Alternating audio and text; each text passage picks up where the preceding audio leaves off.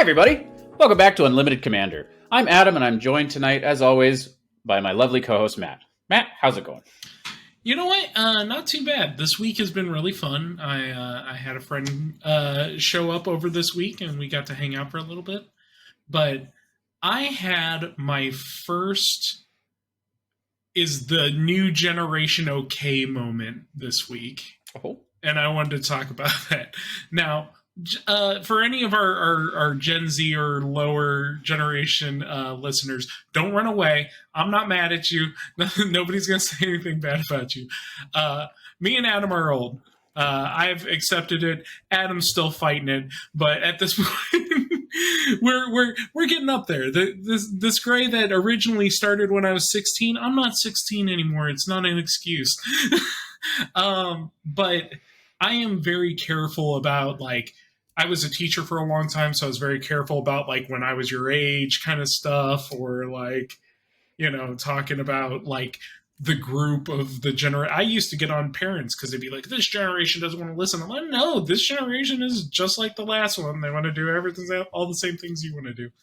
But I was scrolling the TikTok the other day, and I end up often getting fed TikToks of, like, Gen Z style stuff because I usually, like, watch a lot of progressive teacher stuff, and then that means I'll get fed a lot of, like, teenagers and 20-somethings doing the kind of fun stuff that they like to do. And there's, like, a segment of, like, acting TikTok where people, like, build these scenarios and then they do, like, a little scene set up in whatever scenario that they're doing. All of the ones that came up last week were like, your soulmate and you can see each other's bank accounts. Lots of weird soulmate, like, connection things. It's like you taste what your soulmate tastes and things like that, and then just, like, these random scenes that come out of it.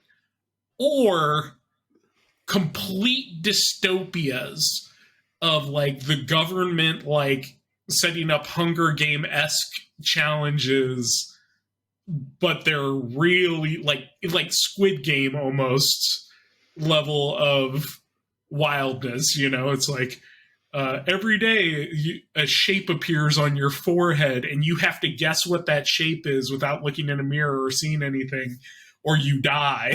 And if you cheat, you die. And I'm just like, Jim, do we need to talk? Or is everything okay? Like, I don't know where you ended up in the TikTok. My TikToks about that are about, like, the songs that are just sampled versions of other songs, and it's like 4 or 5 generations deep. I don't know.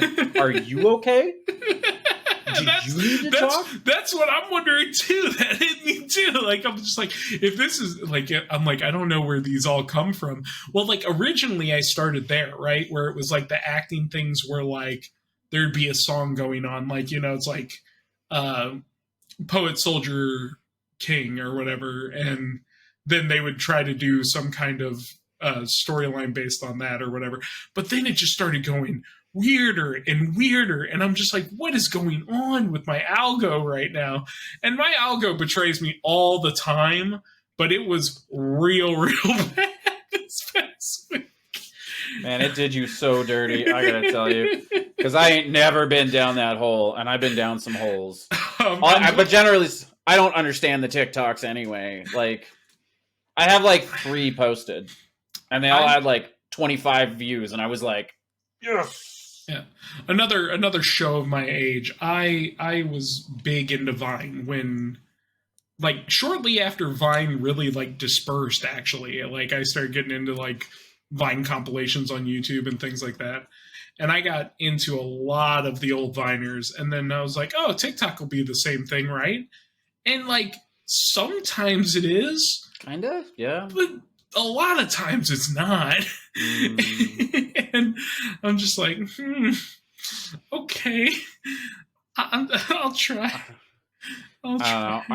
The other one that I've been saying, I got to bring this back here in, like, salvation here. The other one that I've seen that's been going around a decent amount, especially with us up here in the Great White North, is there's one young feller, young, I don't know how old he is. He's younger than me, Mhm. guaranteed, and that just makes them all children. But whatever. Yeah. But he's comparing Toronto housing prices Mhm. and saying for the cost of this piece of junk bungalow in Toronto, you could literally own a castle in Scotland. And like we're talking like 2.8 million Canadian dollars for like a rundown bungalow, but it's just its sheer location. But for that same price, legit shows a listing of Scotland, like not just Scotland, but like in Europe in general, just whole castles on 5 acres with like 20 bedrooms, like whole castles. Oh man, I get those comparison ones too, but they're always really sad things. Like I'm not going to go into. Hey, you got to start over your TikTok. There's not a button. There's got to be a button. You got to start over. I really wish there was. Like honestly, I do. Like I have like 3 YouTube accounts because I have one for my channel, and then I've got my personal one, and then there's another one that's like floating around, and every once in a while I consider making another YouTube account just to like, I'm like, maybe this time that algo will be okay. Like maybe it'll be all right for a little while. It never is. It never is.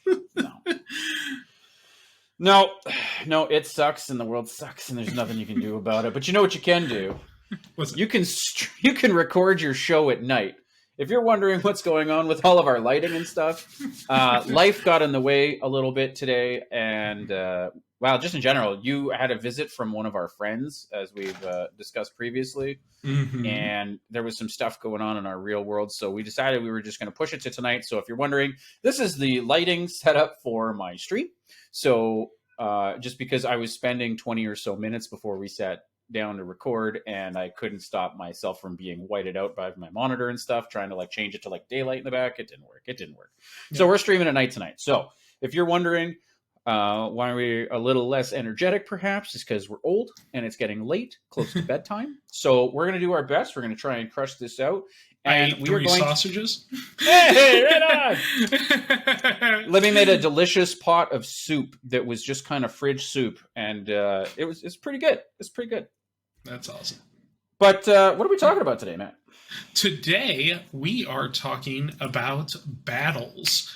I mean, as you might have noticed from the podcast a couple weeks back, when we did the mom previews, we are very excited about a lot of the stuff coming out of March of the Machines.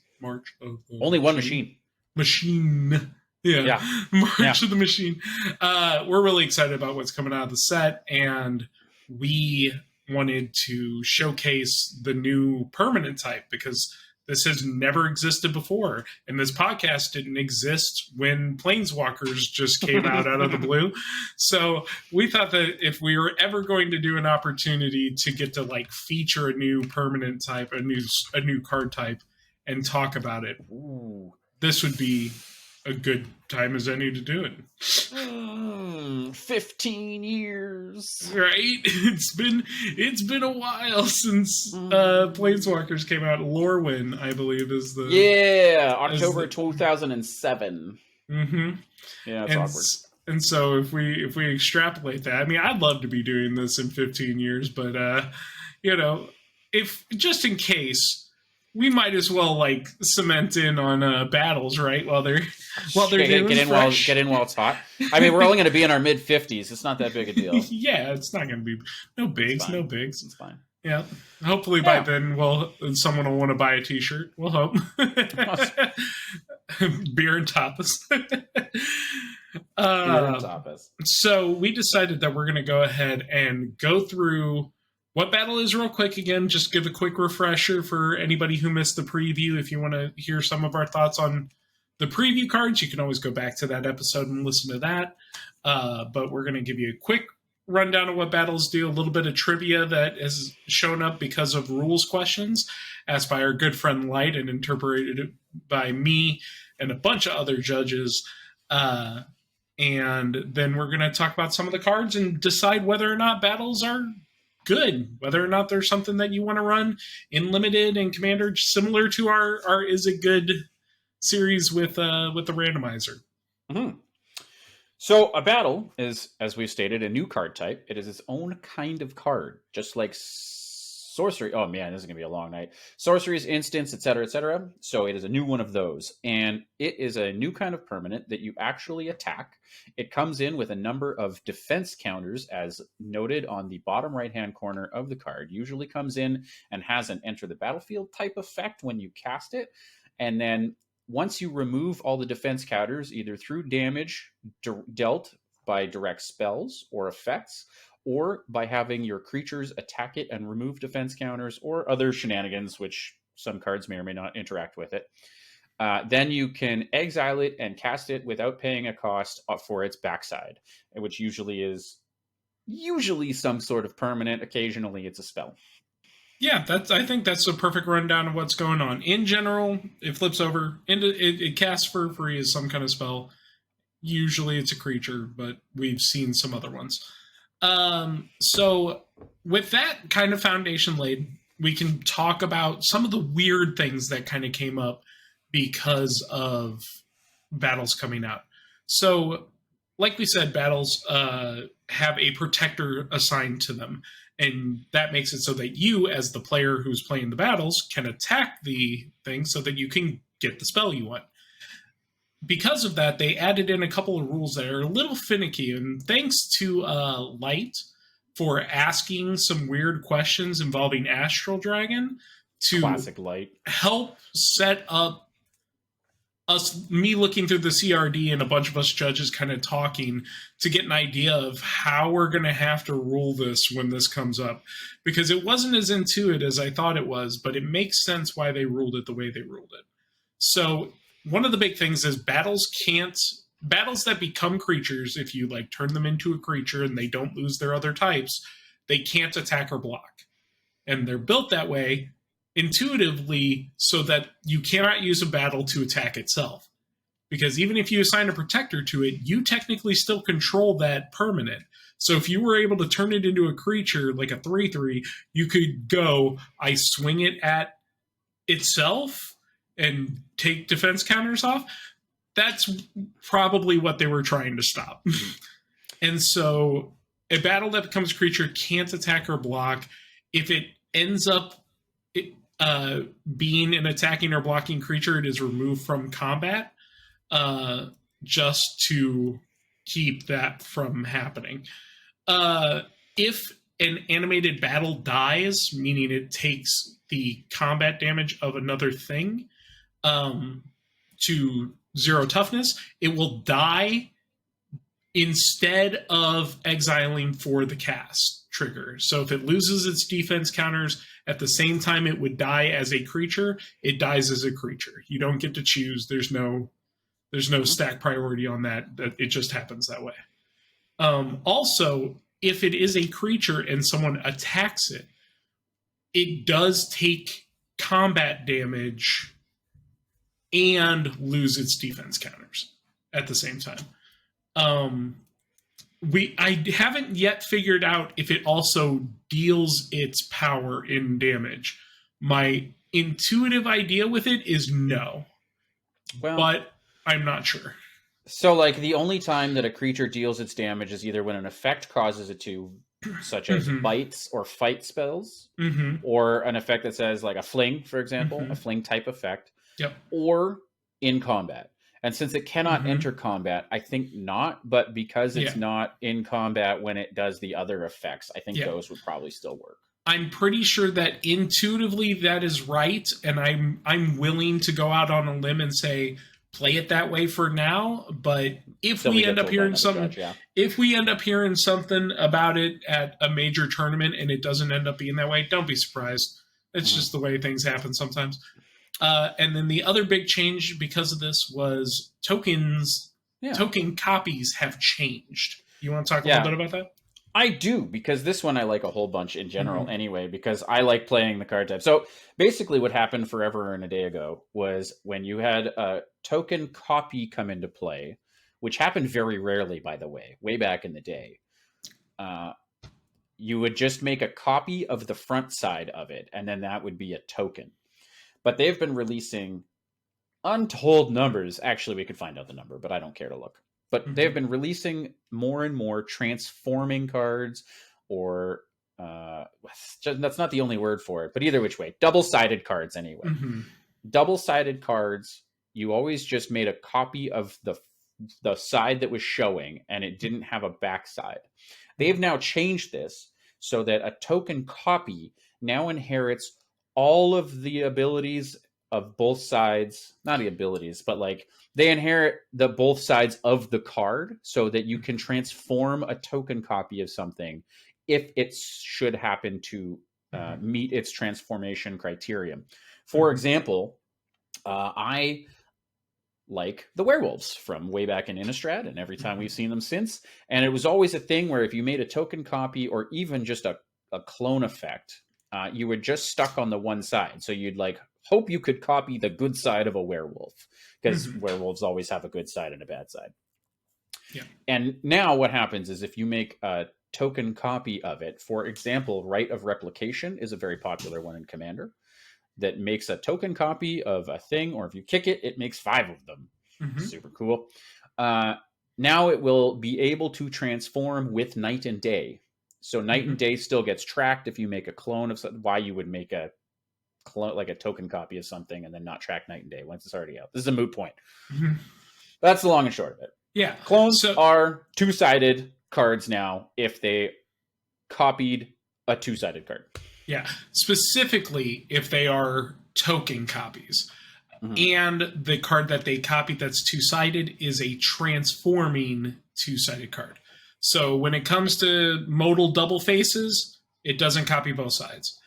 It's only for the transforming ones. So werewolves, transformers,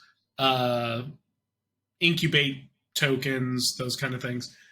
Anything that has two sides that has the ability to transform, those are the ones that get both properties. And hilariously, I don't think this actually applies to the episode today. We're just sharing this with everybody because we're nice. Yeah. And also remember, it's only the token copies. If you use something like Clone or like Phyrexian Metamorph or something like that to copy a creature, it still follows the old rules of the backside doesn't exist, because the backside of the card is still the backside of a card.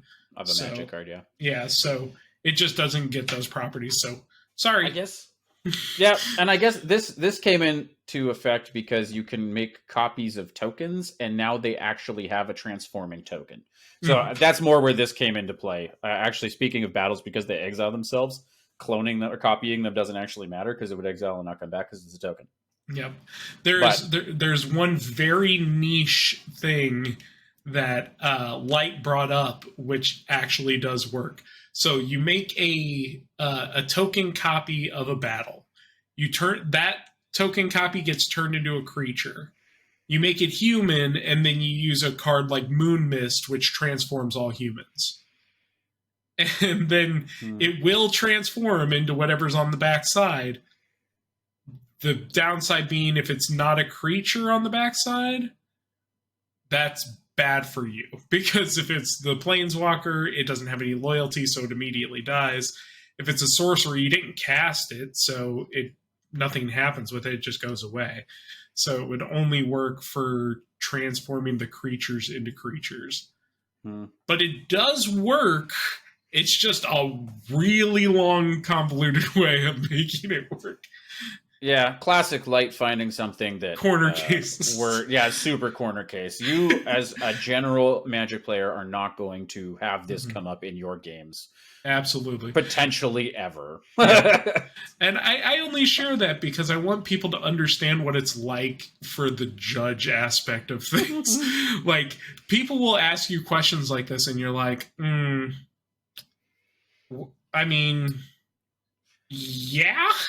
Right? Pull it off, I guess, go at it. I suppose, eh?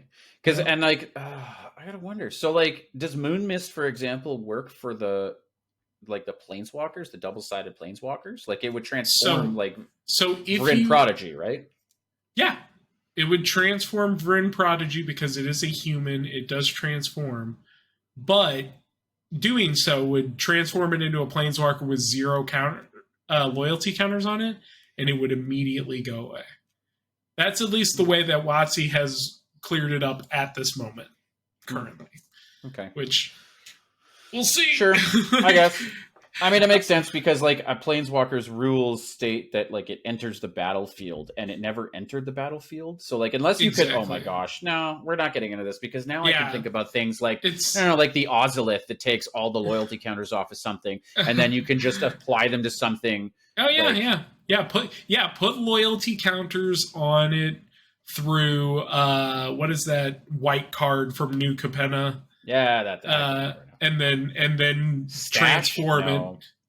No, it's something defense. Smuggler's Share? Oh. Something defense. I don't know. At some point it'll be on the screen, so. Yeah. I also play it. Yeah. But like put loyalty counters from that or a Planeswalker onto Jace before you transform him, and then he will have however many counters he had on him. Yeah. Good work doing that. You are playing white, you're playing blue, you're playing green. So all the good colors. And you also are going for a very specific combo of things happening. But, you know. Might as well play red so you can play Emmerwolf in there too. Cool. Exactly. Why not? But yeah. So that's what we're going to be talking about today. Those are the general recaps, and I guess a little bit longer of a... I'm not mad about it. I love hanging out and chatting. But now we can go into some examples of these. I don't actually have any notes, aside from the fact that I just wrote down some names of these cards. So I'm probably just going to kick it off. We're going to talk about some of these. Not all of them. There are 36 of them in total. We have selected a half dozen of them that we're going to go through, kind of address some of their perks, and like we're going to basically play 6 consecutive games of Scryfall Randomizer, but it's going to be not random. And just touch on how we feel about these in the formats that we like. So Commander and Cube and Limited, and see how we feel about them. Yeah. So I'm going to kick it off with one that I saw floating around the internets as a preview quite a while ago. Invasion of Zendikar. Also, I'm probably going to stop saying Invasion of, because every one of them that we have so far is Invasion of blank. Yep. So Zendikar, 3 and a green for 3 defense counter battle. And it says, when it enters the battlefield, search your library for up to 2 basic land cards, put them onto the battlefield tapped, and then shuffle. And on the backside is Awakened Skyclave, which is a creature elemental with vigilance and haste. And as long as it is on the battlefield, it is a land in addition to its other types. And you can tap it for 1 mana of any color. And it's a 4/4. Sorry.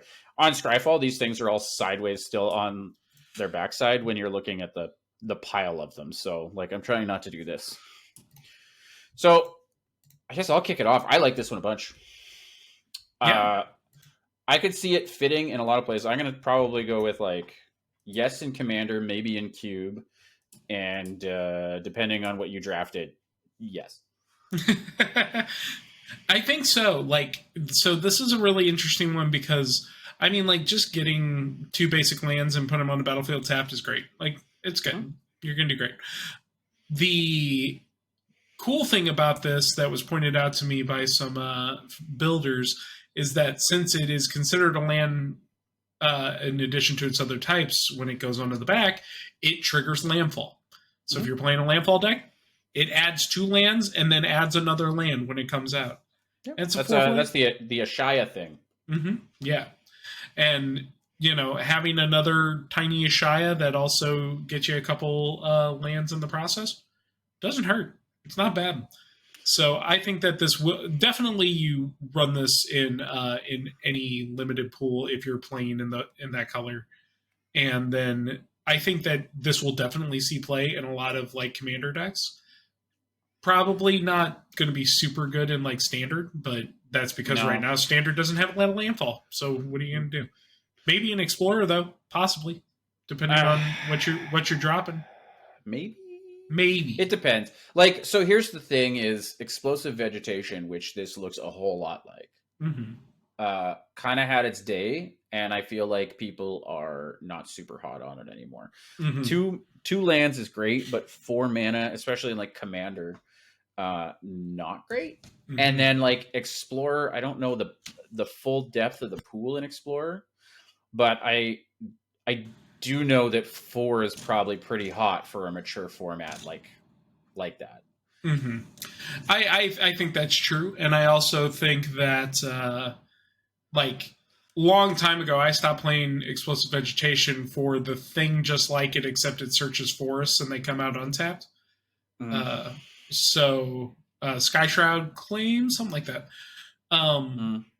So I too gave up on the thing, but I can definitely see it in like a brawl deck and in a commander deck. It'll see some cool stuff in certain places. I could see like if you like Explosive Vegetation, this is like just another one of those. And even if you don't, and you're running like a Cultivate, yeah, like if you're already running a Cultivate, why not? It's 1 more mana, and it will eventually be a creature for you. Yeah, like these battles, we're gonna find this out like as we go through them. I think this one's like pretty decent as a battle because 3 is not that many to get through. Mm-hmm. If you're playing in Gruul, you're probably going to have a Lightning Bolt in there somewhere because Lightning Bolt's making a comeback in Commander. That said, as far as a cube card goes, though, I myself am probably not going to play it because I don't run a lot of ramp in my cube on purpose. So, but I can see that like if you're a same thing as we were talking about last episode with certain effects being overcosted in your cube to like balance them out. Like we were cool with a 4 mana just destroy spell, right? Like a whatever that one was, I can't remember. But if you're willing to slot in overcosted removal, overcosted ramp is perfectly fine. And this is a very good one for that. I still just won't because I don't design my cube that way. That's all. Personal preference. Yeah. Okay. I'll start with Regatha, Invasion of Regatha. So Invasion of Regatha is 2 and a red. When it enters the battlefield, it deals 4 damage to another target battle or opponent, and 1 damage to up to 1 target creature. It has 5 defense. When you get rid of it, it becomes Disciples of the Inferno. It is a 4/4 prowess. If a non-creature source you control would deal damage to a creature, battle, or opponent, it deals that much +2 instead. So it's kind of like Torbran. Torbran does red sources exclusively, combat and non-combat. This only does non-creature sources. But having 4/4 is way better. Having prowess is way better. And on the front, it has a flame slash, better than a flame slash because you can do it to a battle or an opponent, and an extra ping to a creature. Like 2 and a red for this, I would do that in sealed and in draft any day. 2 and a red for you know, a fifth of somebody's life total and a damage to a creature, I'll do it. I'll take it. And then just stack on that extra 4/4 that you could potentially get is so much icing. And getting that extra damage plus, sealed in draft, absolutely, if you're already in red. And then in Commander specifically, I think that this will slot nicely into a bunch of Izzet and mono red spellcaster decks that already use damage buffers. Like if you're already using things like Torbran, you could use this as well and just get that extra value. I am definitely finding a spot for this in the spellcaster new Urabrask deck that I just brewed and getting it in there because it just having another damage enabler is going to go a long way in making Urabrask's ability just tank. It's so good.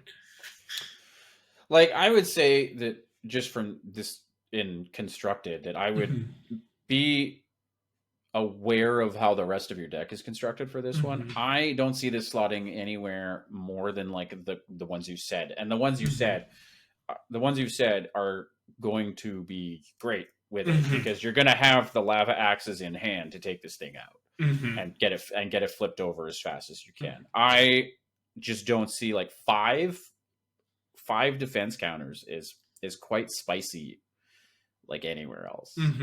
I think that's true. I think this is not going to be a standard bomb or an explorer or modern bomb. It is not very likely. You'll see it in some niche mono red aggro standard decks because people are always looking to have mono red be a thing during standard.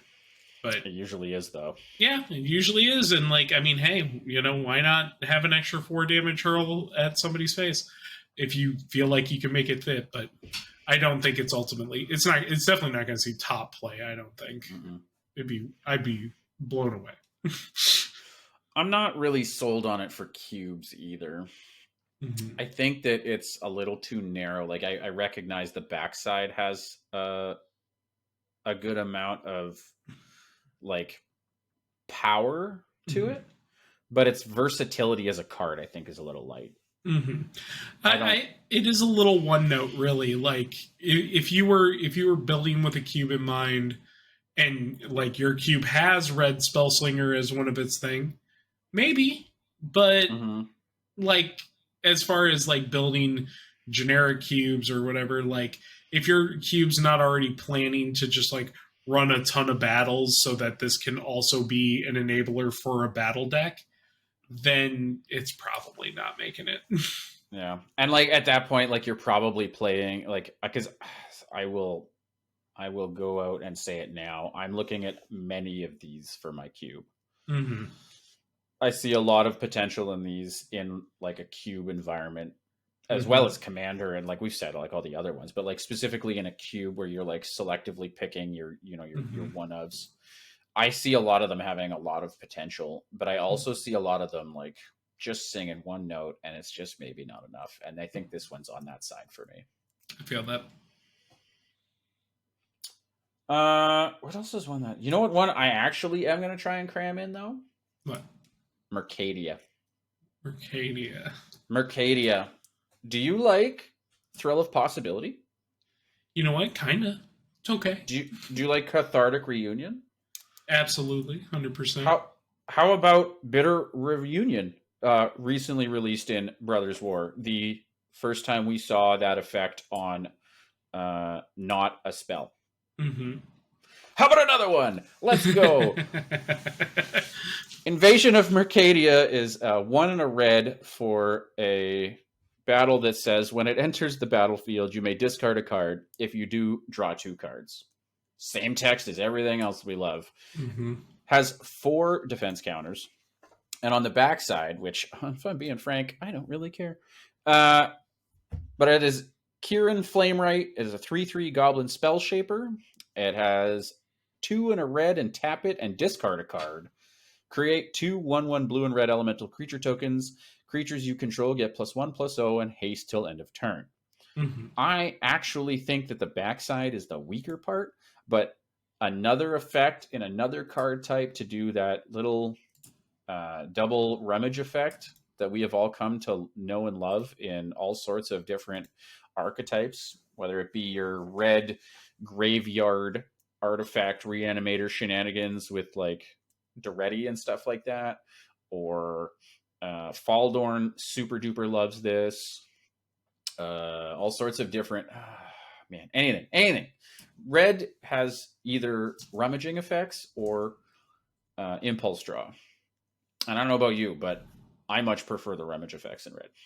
Yeah. Interesting thing for this particular card is it is on rate with those other cards that we just mentioned. Cathartic Reunion.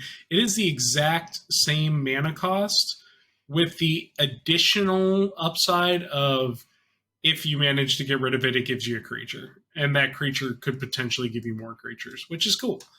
I think that this card in particular is probably one of the better things because, like you said, as commander players, we do like Cathartic Reunion. We do like these like ditch one, get two effects in mono red or in red X.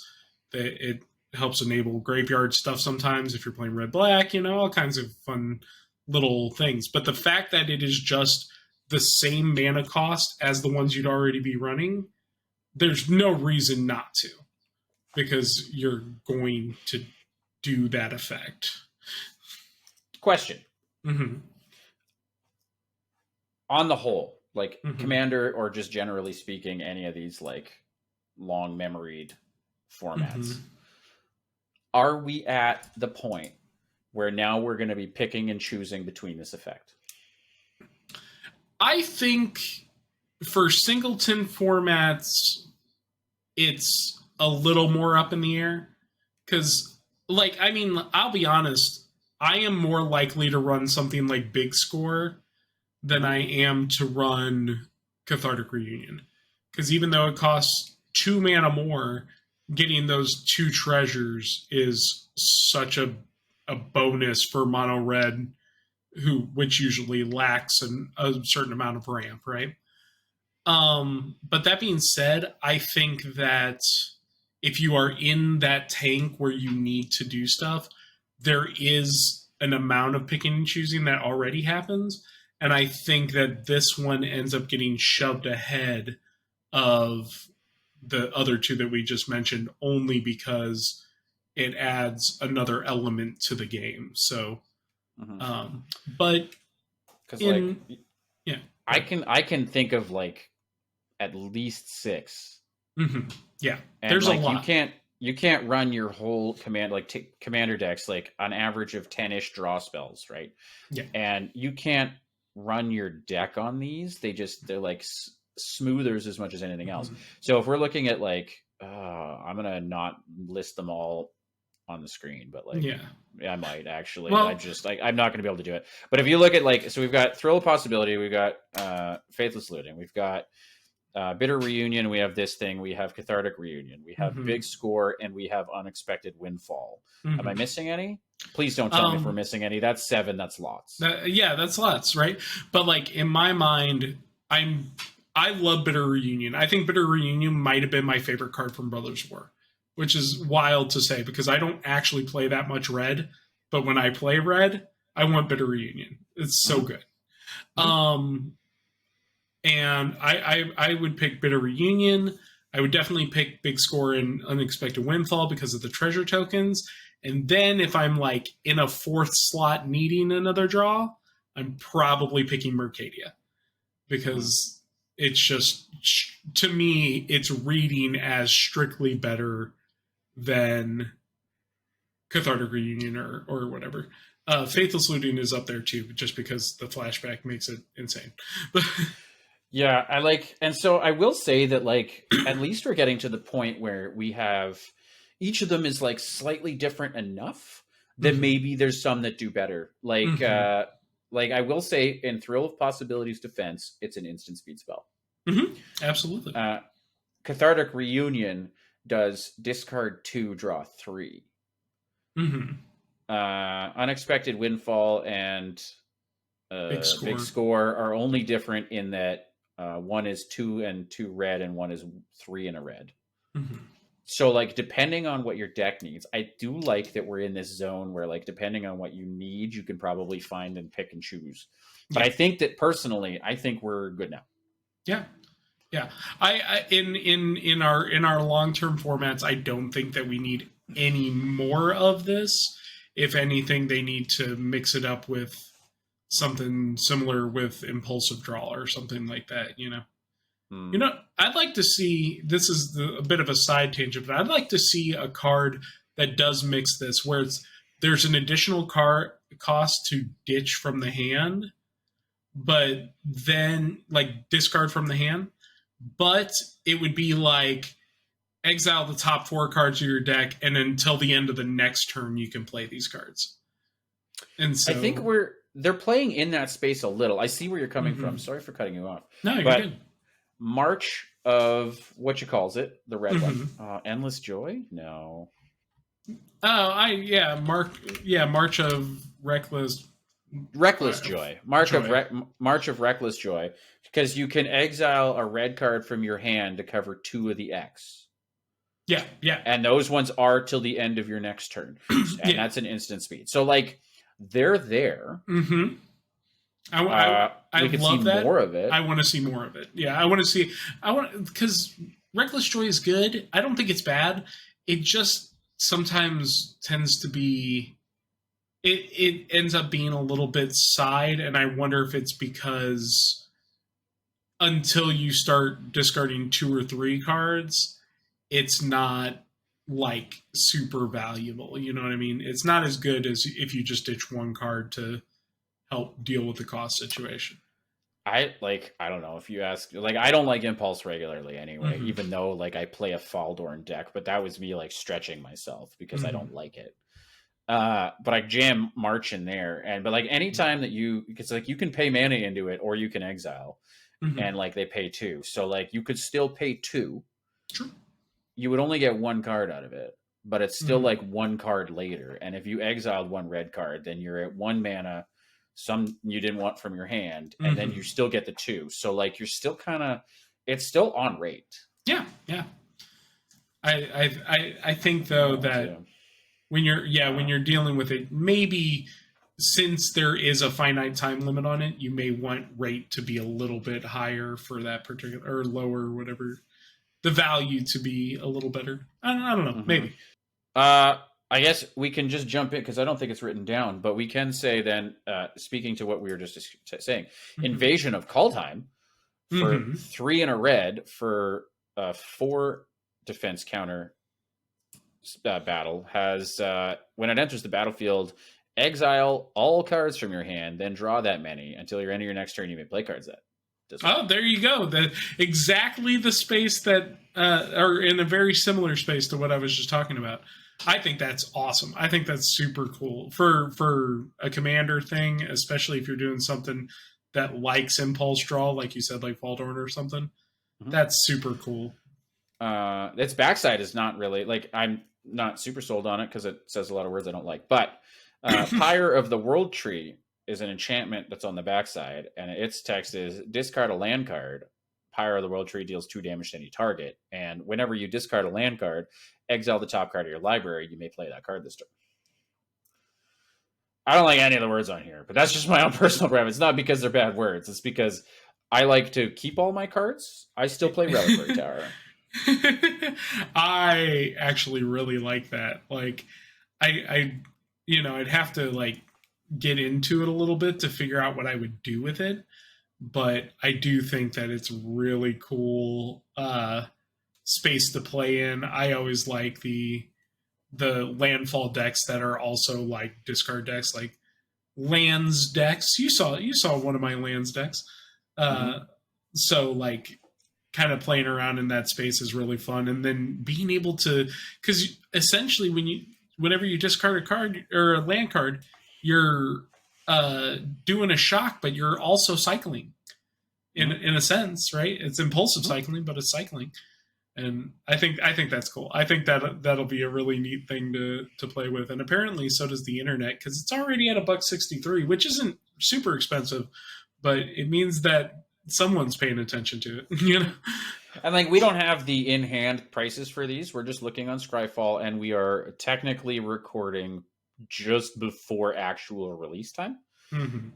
So these prices are down, like, going to probably fluctuate. But we will say that one thing that I personally really like about these battles as well is that they're all actually pretty budget friendly. The most expensive one right now, which I actually forget which one it is. Oh no, I do. I remember. I think it's Ikoria. As 15 like US dollars. That's the most expensive one. And in order to get that, it's up to 20. Get them now.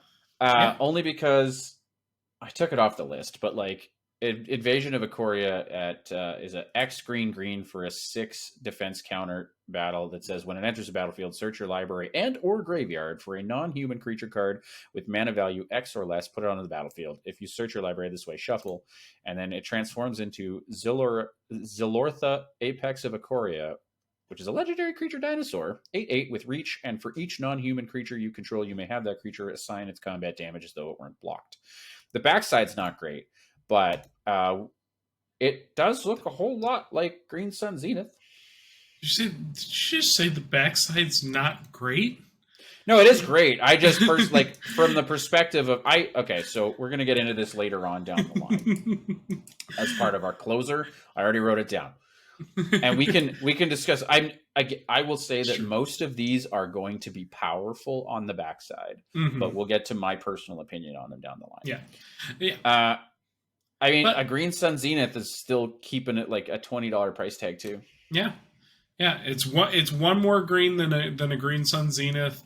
And it has the extra benefit of giving you a creature. And why not? Why not? It's very cool. But that one wasn't on the list. I deliberately took it off, but here we are. That being said, let's move on to one that's on the list. Yeah. Let's go ahead and talk about New Capenna.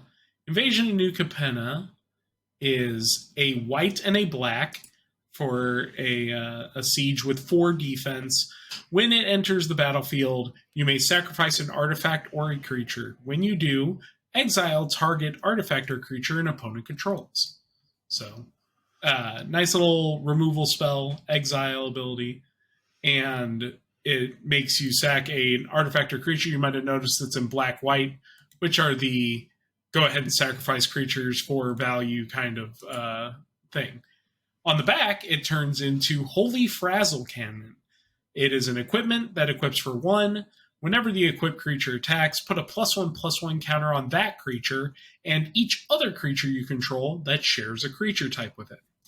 So you might also know black-white as the tokens variants where they run a bunch of spirits that fly, or they get a bunch of inklings, or something like that.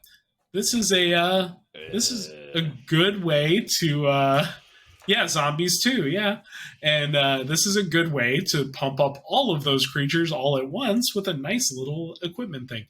I think this card's really cool. I know that in sealed and draft, I think it depends on how much Mom is aristocrat based, because it's kind of hard to get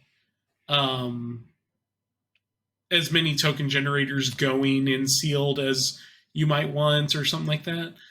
So I have like one caveat. Teysa Karlov is on the bonus sheet, and they did curate the bonus sheet. Like, yes, there's some big name reprints. Like, we got a Ragavan, good for us, yay. All the OG Praetors are on there in their OG. Like, I actually cracked a Jin Gitaxias, like original one, which is cool because I only have one in Japanese, so now I have an English one. So like they did curate the bonus sheet in this one, which is like there are what is it, Multiverse Legends?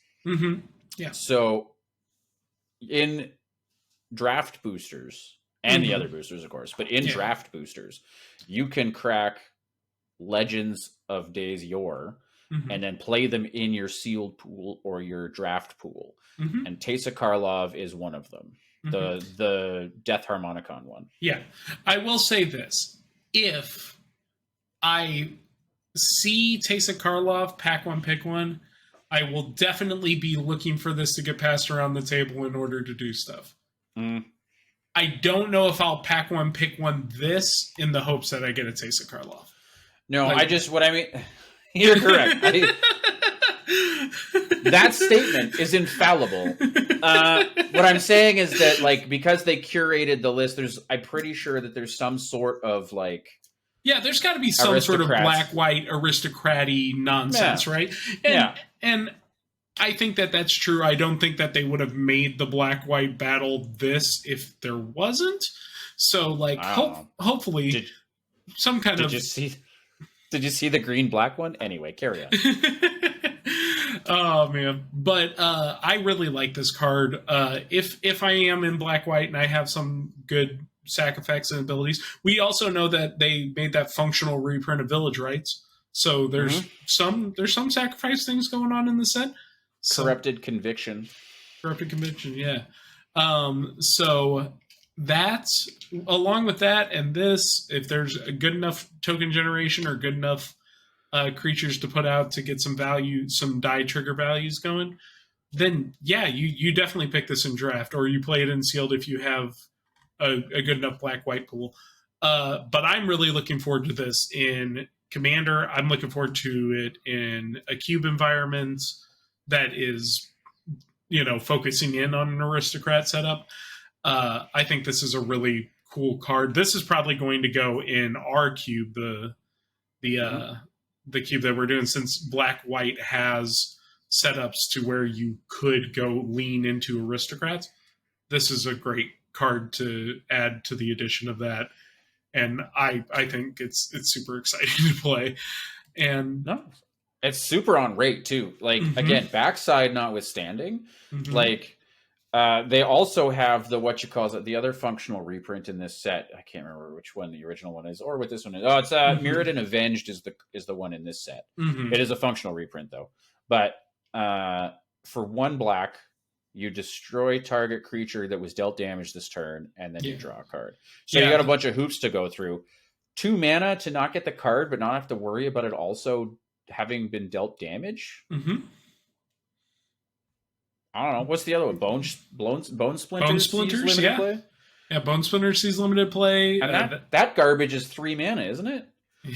No, I think it's 1. I think it's 1, but it's but it's sorcery speed, I'm pretty sure. So like it's the same. I know. It's the same I want it to be good. It's the same speed.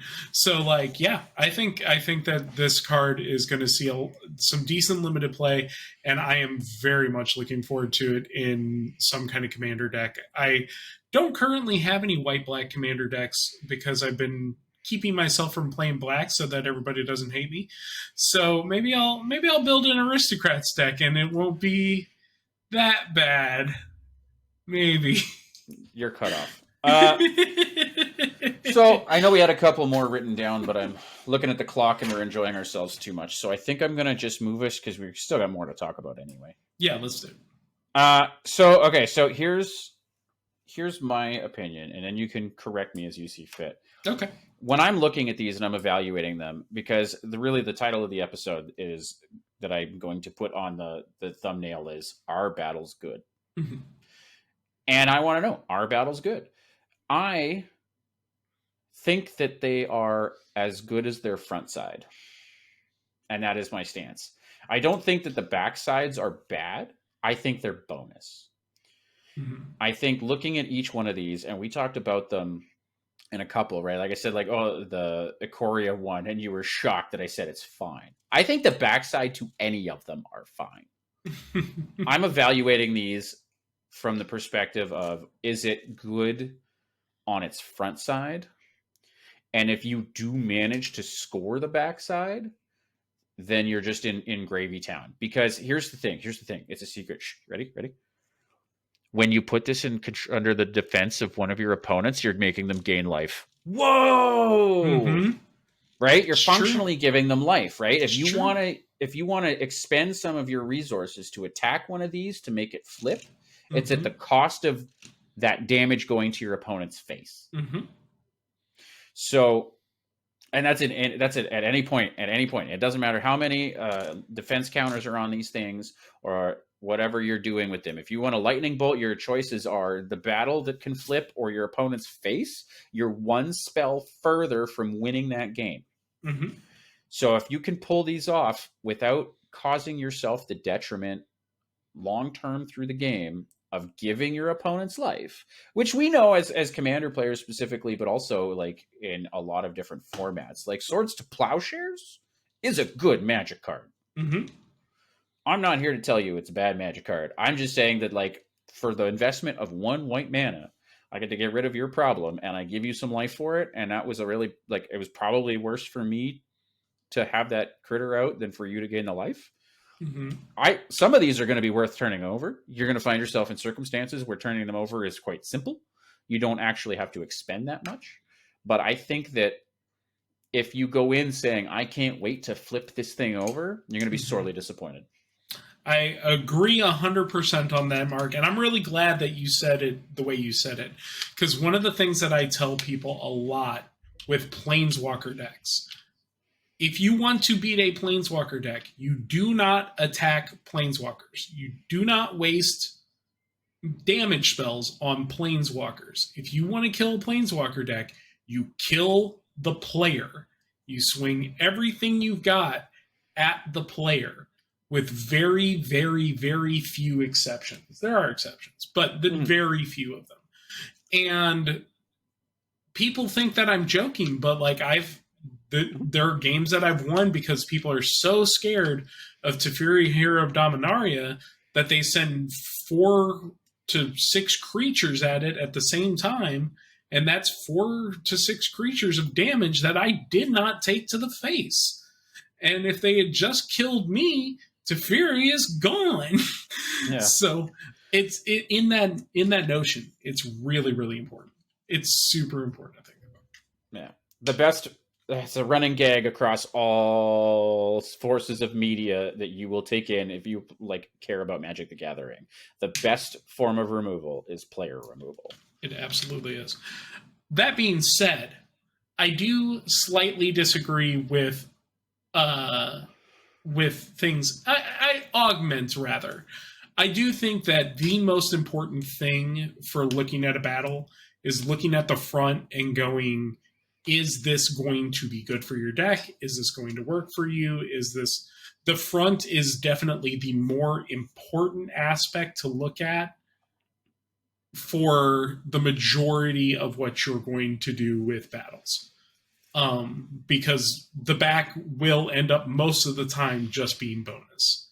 Like, obviously, if you're running the Ikoria one, you're going to want to hit it, because hitting an 8/8 that makes it so that all your creatures are basically unblockable, functionally unblockable, it's pretty good, you know? Mm-hmm. But it is functionally taking life damage away from any player at the table, because it says that any player can attack it. You're going to be the only one doing it, because your opponents aren't going to help you, not unless you figure out a way to politic the hell out of your opponents and be like, hey man, if you do 5 damage to that battle, then I get an 8/8 where I can kill that guy next turn. But like, it's not going to happen super often. Most of the time you're going to be swinging at it by yourself, and you're wasting damage that you could be putting somewhere else. My augment to that is, if the front is medium for your deck, but the back is backbreaking for your deck, consider it, but also consider figuring out how to deal with that balance, that loss of damage to something that you're going to do. I don't think that I will see that super often, but the one of the ones I was going to talk about, Amonkhet, on the back, has a clone ability for any creature in any graveyard, except it's a 4/4 black zombie instead of in addition to its other types. Mm-hmm. That card seems sweet to me. I like that card, and the back being able to copy any graveyard anything makes me more desire to play it, even though the front is good, but it's not great. It's not a shout out. So, okay. You are also correct. I'm not conflicting you. What I will, and I'm not even going to backtrack, because here's the long and short of it. What I said was still correct. It still was correct, without question. And I'm going to jam as many of these stupid things into all of my commander decks as I can. Me too. Like, I'm not saying they're not fun. I'm not saying that it's not going to create a situation where you're going to want to try real hard and it's going to cost you games. But like, just from like the strictest of definitions, these are only as good as their front side, because we haven't played with them yet. I will at least give this caveat to anybody who wants to come at me, and please come at me in the comments, especially if you've played by the time this came out, because by the time this came out, the set has already launched. We are doing this after the pre-release, but before the set launch. We haven't even played it on Arena yet, either of us. So we haven't played with these, but what I would likely expect is that it is going to be quite a bit less often that they flip than they just sit there. Mm-hmm. And I'm not saying that that's yeah. Right. And so like play them, try and get them every time. Do not think that I'm not going to try Amonkhet. I'm glad you mentioned it. That one's going in like at least 1 or 2 of my decks, plus it's going in the cube. Like I'm going to try and jam as many of these in the cube as possible too, because I think that the mini game of like, do I try and take this out, or do I let it sit and just get the front value? I think that they are just, from a straight gameplay perspective, only as good as their front side. That's it. And I'm not, now take that with what you will, because we play, aside from like really getting in, I don't know, you know what, like maybe with the different things that are in limited, you're going to find yourself with the ability to flip them more frequently, because there are things in there designed to remove counters from battles directly. There is stuff in there that's designed to remove counters from anything directly. As we stated, like the Marchesa backside of Fiora specifically says remove counters from things. There's at least a couple of the team ups that say like remove counters from battles. Like I know that they're in there. So in limited, it might happen a little more frequently. But just like in the grand scheme of things, unless you're running a vampire hex mage to get your own battle done quicker, or like thinking that way, it's just damage that you're taking away from your opponents. And it's going to stay there longer than it's going to flip. And on that same note, we were talking about, can they suck? We already have an example of one that both of us agree is, it probably will see no play anywhere other than people who just want to play battles for the sake of playing battles. It's Muraganda. Muraganda, when it enters the battlefield, put a +1/+1 counter on target creature you control, then it fights up to 1 creature you control. That's for 4 and a green, and it has 6 defense. 4 and a green for a potential removal in Sealed in Draft is not good. If it was for sure going to kill something, yes. But with the chances of you having a strong enough creature that you have to overcome one of your other opponent's creatures, that front is just not good enough. Before you get to the backside, what would you pay for a +1 counter in a fight? 4. In specifically Outmuscle. Outmuscle is a 4 and a green, put a counter on it and fight something. I have played Outmuscle in limited, and that's fine. It's at most, but that's at most. And I didn't like having to play Outmuscle. But I would. Like I would pay 2. Yeah. 2 is good rate. And I think even 3, since it gives a +1/+1 counter, is probably good rate. But like, it's if I'm paying 4 for it, I'm really, really sad. I'm not paying 5 for it. So 5 sucks. I just wanted to hear that outright. Now, please continue to the backside. And then the back, it turns into Primordial Plasm. Again, you have to get 6 counters off of this. And this is one of those times where I'm like, that's 6 life that you did not do to your opponents in order to get this. At the beginning of combat on your turn, another target creature gets +2/+2 and loses all abilities until end of turn. Now, there is some counterplay you can do with this, because you can use that ability on your opponent's creatures to take away their creatures' abilities. However, if you are trying to use it because you need power, this is bad. Because a 3/3 with flying is better than a 5/5 on the ground every day. A 4/4 with trample is better than a 6/6 without trample every day. And just losing all abilities, like the only reason to be playing this would be to use it for counterplay. You hit your opponent's Elesh Norn, so that all their other stuff doesn't lose things. But that leaves them with a 6/9 blocker and whatever tokens they still have on the board. It's not like you're getting around anything. You're not fixing your problem. You're just delaying something for a momentary thing, and you had to lose 6 damage to other things and pay 5 mana to do it. For the privilege. No. Like, credit where it is due in the one spot. I like everybody else, I like Muruganda Petroglyphs. I think it's a cute card. I think that like when I did run it years ago, it made me smile a little.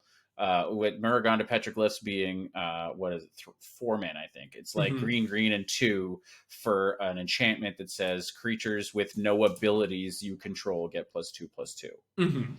That's basically it. This thing gets 1 creature gets Muruganda Petroglyphs for 1 turn. And I paid 6 life to my opponent and 5 mana for the privilege. Right. This is not a good Magic card. I am sorry. Now, not that we're saying that like every card has to be good. I don't know the last time we said it on this show, but you can't have, this has been said by people who work at Wizards and like basically anywhere ever. You can't have good cards if you don't have bad cards. Yeah. It's part of the game. Yeah. But this is one of the bad ones. I would not recommend playing this. Yeah. And you know, if you're out there, if you're looking in the comics and you're a Ruxa player and you're like, "Oh, I'm going to use this in Ruxa so hard." You do it, friend. I want to see that list. I want that list to exist. I would love to see you do it.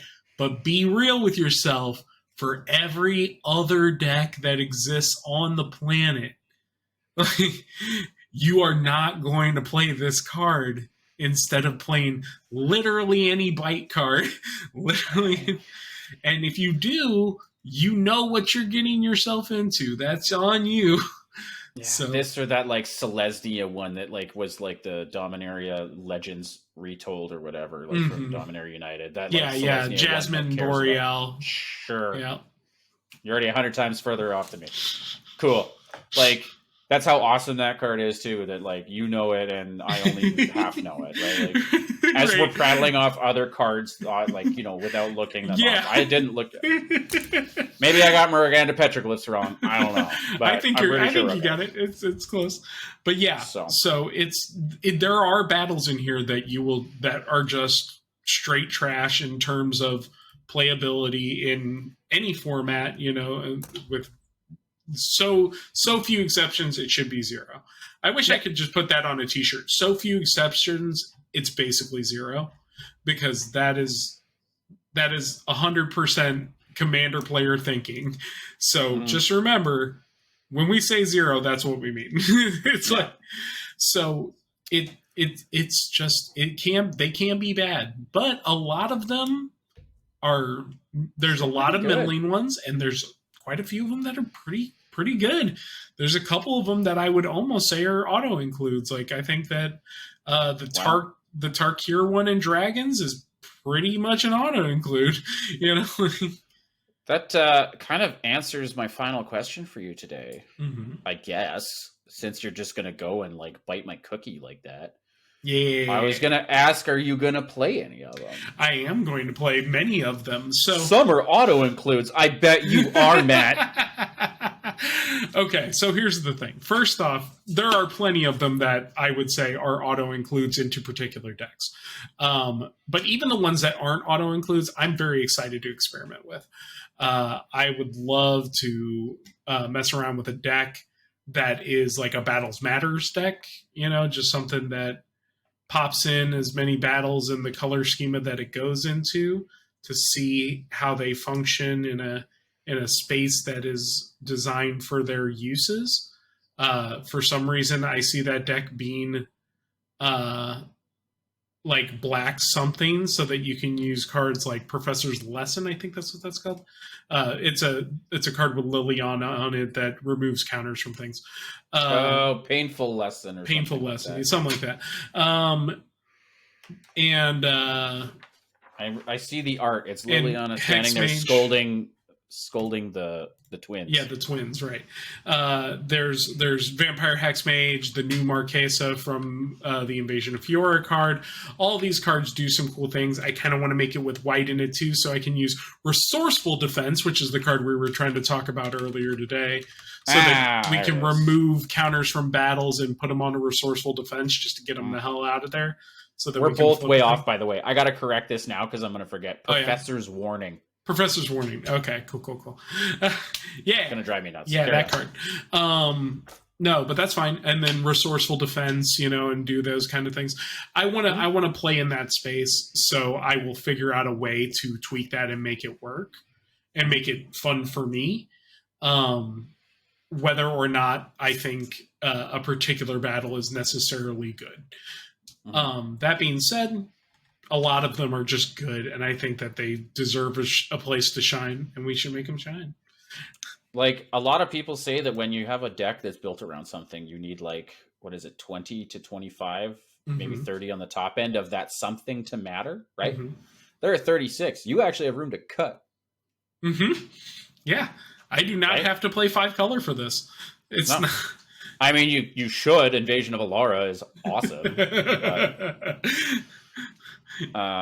Invasion of Alara. No, I said it. I gotta read it. Stupid. Go ahead. Invasion of Alara costs Wooburg for a 7 defense counter battle. When it enters the battlefield, exile cards from the top of your library until you exile 2 non-land cards with mana value 4 or less. You may cast one of those without paying its mana cost, put the other one into your hand, and put the rest on the bottom of your library in a random order. So it kind of cascades 2 things, but you get to cast one and draw the other.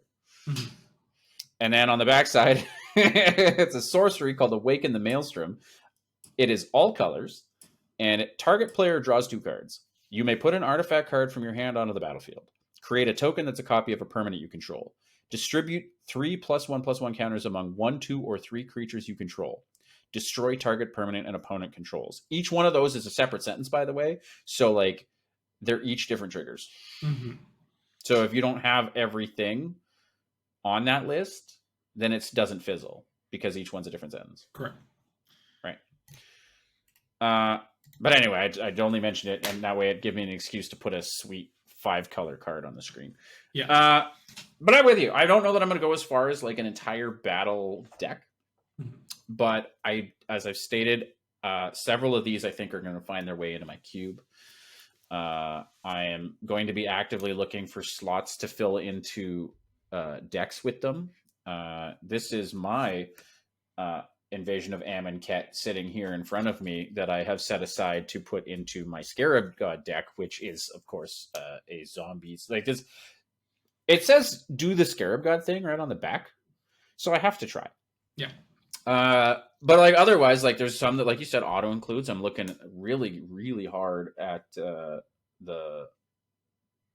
Mercadia and several other ones. One that is really sticking out to me that I didn't put in the list before, but now I'm bringing up is Invasion of Chandalar, because it regrows 3 times for 5 mana. So if Harmonize is a good rate in green at green and 2 for draw 3 cards, then green and 3 to regrow 3 cards seems like a pretty good rate. Yeah, it's pretty good. And it's pretty good.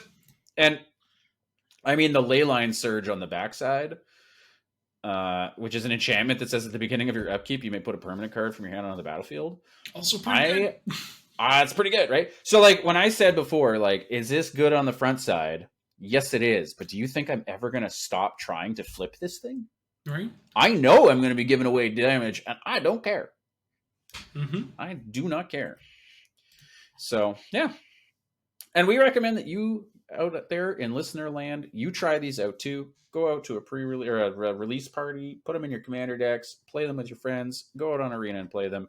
Try out this first new card type in 15 freaking years. And then drop some comments down below and tell us what you think about it. We would love to hear it. But you can also get us on all the other socials, which we'll hear on our outro in just a sec. Matt, thank you so much for coming to hang out with me tonight. Always.